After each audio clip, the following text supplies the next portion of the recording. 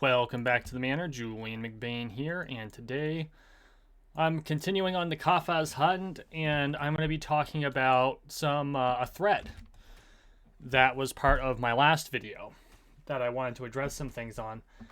And what I love about this thread is it was a real discussion, right? No trolly comments, there was some criticism, but it was constructive. You know, kind of pushing back at some of the things I said, and other people got involved. So I wanted to take the time to really address some of the concerns in the comment in an actual video, because I felt that they were written well enough and the points were good enough that it warranted it. Big shout out to Grengoshi, because you were the one who inspired this video. We're going to go through what you said. I'm going to talk about each point, things I agree with, things I disagree with, and why. But before we get started, if you're new to the channel, welcome to the Manor. Please take a moment and subscribe down below. We are on the road to 13 million subscribers, one subscription at a time, so make sure you subscribe. Also, consider going to patreon.com/JulianMcBain if you want to support my work. If you do, you'll get the Modern Entropia and Personal Finance for Gamers for becoming a member. I'm also releasing exclusive content to my membership. I have a goal. To make to reach 8 members this year. Hopefully I can reach it, so please consider being one of the 8. All right. So getting into what Grengoshi said, and this is on the video, It's Not a Casino. So that if you haven't seen the video yet, please feel free to go watch it. Around 1350, it was just before that point. He goes, around here you talk about not being able to put your mats on auction unless it's 50 or greater, meaning 50 ped.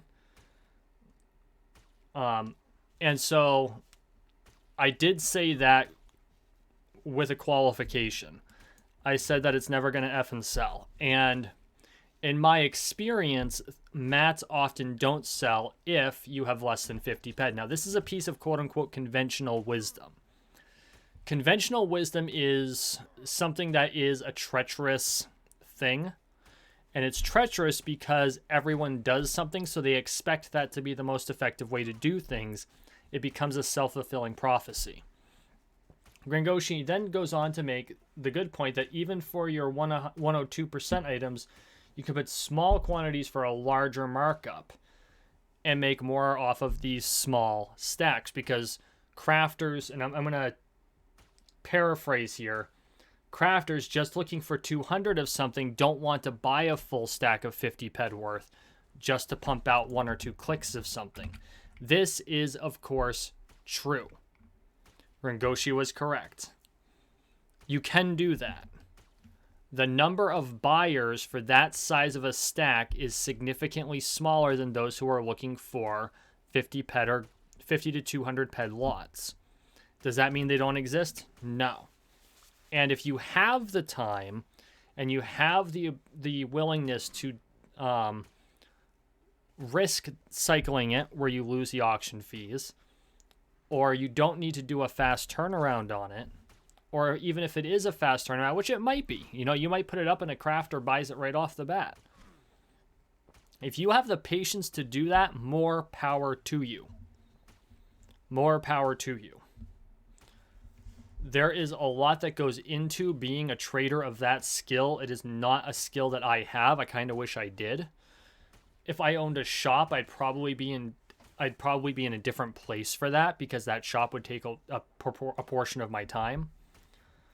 But the quote-unquote conventional wisdom, which isn't always the best wisdom, is that you wait for 50 to 200 ped lots. This is especially true on exoplanets, planets that are not Calypso, like Toulon, where there's a limited market. In all likelihood, we're not going to have crafters pumping out things here on Toulon, although the economy here has gotten bigger since the pages came out, the Book of Life pages came out. So that right there does make a difference, and I foresee Toulon becoming a trade hub if Virtual Sense continues to push, which I'm hoping that they do.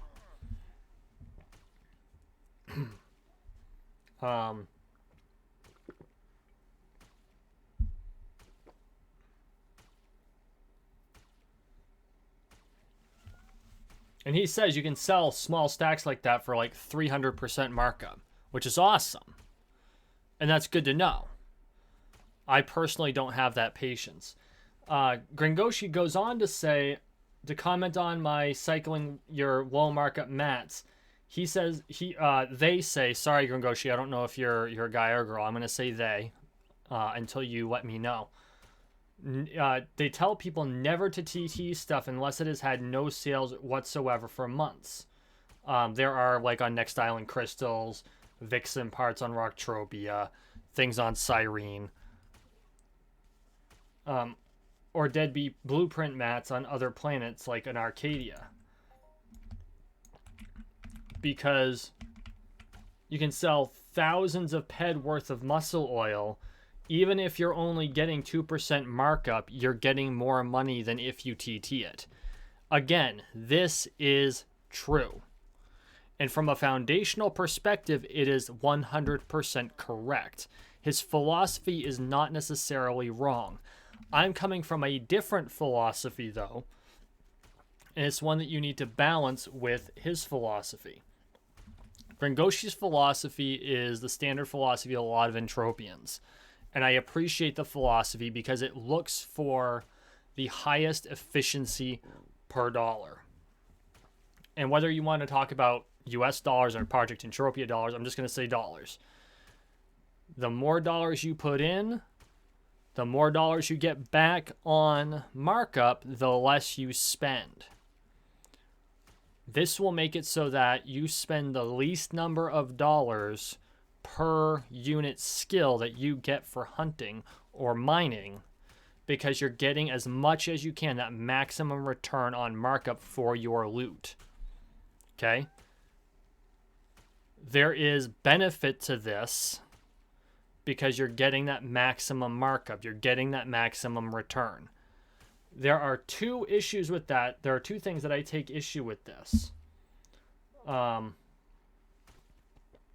And he does go on to say, you can find a crafter, make some friends, network. These are all things I've encouraged. And he's, of course, absolutely right about those things. Here is something that, here's my contention here. And I believe it was also brought up by Peaky. It's a question of return on investment, RTI, or ROI, versus return on time investment, ROTI. And I got this concept. This is not an original concept. I did not come up with this myself. This came from Sifu, my Sifu Dan Locke. I suggest you look at his YouTube channel. He's got like 3 million subscribers, and he's all about money, right? He runs businesses. He sells education products. I've probably spent a couple $100 on his stuff. It's all good stuff, and it's part of the reason I make as much as I make in my regular job today. You have ROI, which is return on investment. This is the philosophy Grengoshi is going with. This is a good philosophy. Okay?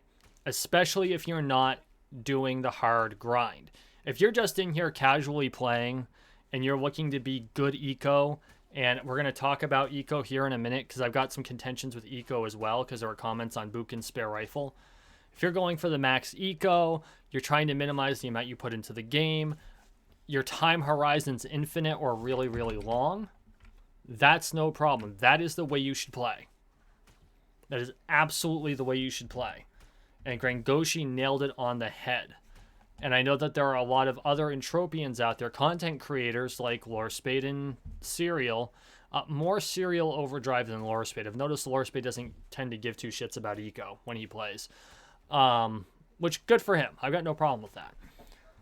But if you're looking for that max eco, then following Grengoshi's advice is the advice you want to follow. I suggest you go look at his comment, compare it to what I said in the video. Absolutely. The other philosophy, and this is the philosophy I use, which is ROTI, return on time invested. I grind hard, and that sounds terrible, I know. You can giggle all you want, but I am in here several times a week, easy, hours a day. I'll do this while I'm watching an educational video. I'll do this while I'm watching something entertaining. I will play this between 8:30 and 10:30 every single night except the nights that I live stream in most cases. There's also the Thursdays when I have a Zoom thing that I do every Thursday. So 4 nights a week, I'm in here grinding at least 2 hours a day. Because that gets me the skills I need. That gets me the return on my universal ammo that I can then put into things like deeds and shares.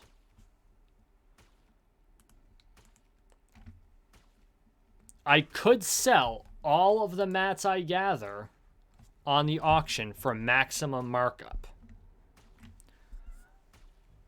If I was on Calypso, I might even take the chance to do so even on 101 and 102 items. That's your percent markup. Here on Toulon especially, I am not going to spend the time to either hope that someone wants to buy it on the auction house or jump in my quad wing and move by smuggler route all the way back to friggin' Calypso to sell it. Now again, I'm not ribbing on Grengoshi here. Their perspective is very, very valuable for a lot of players. For me as a player where this is a job as much as it is a pastime and something fun for me to do, because I create this content. I create 4 hours of content a week on an easy week. Okay? I've got another exclusive I need to do for my patrons. That'll be another half hour to an hour worth of work. Every hour of content is 2 hours of work. And I'm not bitching about it. I'm just stating this is why the philosophy I have. So I need to make sure my ROTI, my return on time invested, is maximized. To do that, I will sacrifice some markup on the front end to be able to turn that and roll it into deeds or shares, because these deeds pump out 1 peck a day per deed. If I can dump 200 or 300 ped by 3 deeds, right? It's got a 102 markup. Let's say I've got 200 ped worth of mats. Assume 100 ped per deed. And I know they've broken over 100 ped. I think they're going for 120 something right now. That was the price as of 2 days ago, I think. But just for the sake of this example, let's pretend that Arc Underground deeds are 100 ped each. 100 ped. I've got 200 ped worth of mats. I sell them on auction for 102. Okay?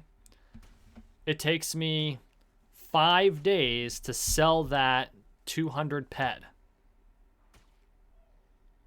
I get 104 ped back.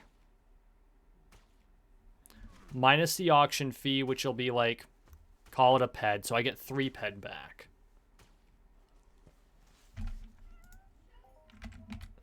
Now, I could alternatively dump it on the TT and buy 2 deeds.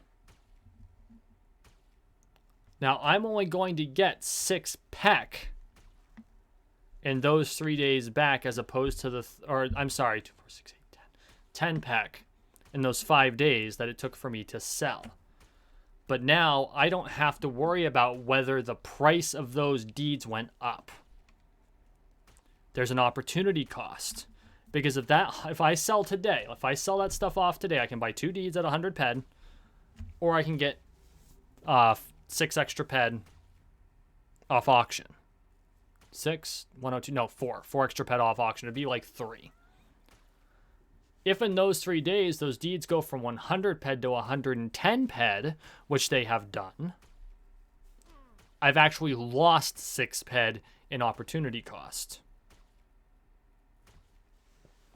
So that's why I'm willing to risk. I'm going to accept the opportunity cost of selling it at a lower markup, a 0 markup, to buy deeds and shares at a rate that I am looking for, as opposed to worrying about if by the time those sell, those deeds or shares will have gone up, and now I've actually lost money on them because I was waiting for it. And this is one of those things that's there is no right answer. That's the philosophy I take because of my experience. That doesn't make it the correct choice. It's what's correct for me. For someone like Grengoshi, they may decide they want to maximize that and they're willing to wait out the market for those deeds or for those shares. Or maybe they don't even care about deeds and shares. And you know what? More power to them. That's their decision. That's how they play. That however you decide to do things is how you play. Because of the amount of time I've spent in my professional life dealing with stuff of a similar nature, I have decided to do things the way I do them. And when I do these videos, I put out my opinion. And I state them as fact because there are facts to back them. But it doesn't mean it's the only choice, nor does it mean it's necessarily correct for you. You know, nothing I do here is original. I do some original research, but not enough for it to matter. I'm a synthesizer. I take information in, I roll it around in my head, and I turn it into something that I feel is better than the original. That doesn't mean I'm smarter than the person who is original. It doesn't mean that I'm faster or better than the people who did the original. But I take information from Serial Overdrive, and information from Lore Spade, and information from Raven Jade, and information from Bonnie, and information from Grengoshi, and information from Tom Rose, and information from Peaky. And I roll it all around in my head, and I combine it together, and I synthesize it into what I think is the best option, and it's the best option for my playstyle, and then I share that with you. And when it comes down to eco, it's the same thing. And I have real issues with eco because the assumption of eco is that you're getting the maximum loot back for the amount of ped layout you put. Technically true, but there's a huge caveat. Okay? And that huge caveat is if you're getting back maximum loot, you're not getting back maximum skills. And what skills are you sacrificing to get that maximum ped layout? Could you, for the maximum ROTI, sacrifice on the front end to build those skills up, and then chip out a portion of those skills and end up with a bigger ROI on the back end? That's not a question I have answers to. If I had to make a guess considering the patently absurd markup on skills, I would say it would be worth the risk. Because there are a lot of skills that have insane markup. You can get the chips, you can put 10 ped on the chip, you sell that 10 ped for 1,000 ped. And yeah, you got to earn all those skills back, but whatever. You go back in, you dump another 20 on the web shop, buy your own universal ammo, and you made $100. And it just means you have more time to do more grind. And with that 1,000 ped, you could put it toward, I don't know, trying to buy one of those friggin' privateers that are 65,000 ped. Frick.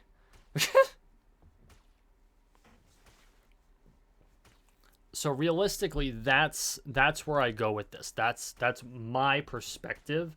And again, these are the conversations I want to have. These are the things I like to see. So I'm not bitching about Grengoshi posting what they posted. I want those conversations. This is my response to those conversations. And I will do videos like this from time to time if I think that there's been a well thought out criticism or post. I will respond in a video because I feel that that's more valuable. And I think that I also want to pump up those creators, those people on YouTube, and get shout outs to those on YouTube who do make me think, because those are the things that I like. So I want to give a huge shout out to Grengoshi for providing the rather lengthy comment that really sparked a lot of the thought processes and how I should handle things like this. And then there's one thing about Buchan's spare rifle I do want to say, and it's the whole eco thing. They're like, well, it's not as eco as Buchan's with an A101 if you upgrade it to the adjusted. For me, it's all about ROTI. And yeah, I could spend the money on a Barbarella. I have thought about it, just picking up the the web shop starter kit just to get the gun. Having the car would be cool too. I don't need the armor. I obviously don't need the skills. But just to get the gun. I wish they sold the gun and accessories separately. Mindark, if you're watching this, idea. But they don't. And the Barbarella actually has, it was commented it has the same power as the adjusted Bukins, and it doesn't. The Barbarella, I think, does like 9 to 12 damage as opposed to 7 to 9. And it has a slightly better efficiency rating. But here's the thing. And this is something I think people don't look at. Because they're like, well, it's more eco to use this. Well, not necessarily. See, this efficiency rating actually means more than just a number. Okay? That efficiency rating means, you know, how it is a valid number. And Bukin's Classic is not as efficient as Bukin's Adjusted. What you're looking at is raw ped out versus raw ped in, as opposed to total ped out versus total ped in. And you have to calculate the skill gain when doing that. And unfortunately, Mindark has not provided us the easiest way to calculate that. Which I wish they did. I think it would be really cool if we could pop into our skills list and look at, say, combat. Okay, I look at combat reflexes. What's the ped value of this? I don't have a fucking clue. Wish I did. I'd love to know, but I don't.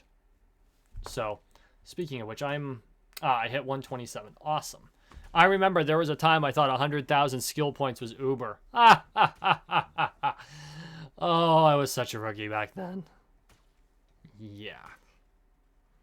Because I saw Lorespade. I'm like, oh, Lorespade's an Uber. He has 149,000 skill points. I got to catch up with him. And then I learned. Currently, from what I understand, according to the Discord, the Entropia Discord, and I know that they're not necessarily the authority on it, but most people kind of just accept what they say. If once your level hits 50, that's when you're in, or not 50, 100, 50. Wow, good job, Julian. Once your level hits 100, I only wish I was that high, then you're an Uber. Where am I? 47. I'm not even halfway to Uber. I'll probably do a whole special video when I hit level 50 singing, whoa, we're halfway there, just to annoy everyone. I'll lose all my subscribers. I won't do that. So, but there's so much more to efficiency than straight up eco. Because straight up eco is not the target. In my opinion, straight up eco is not the target you should be aiming at. But that's just me.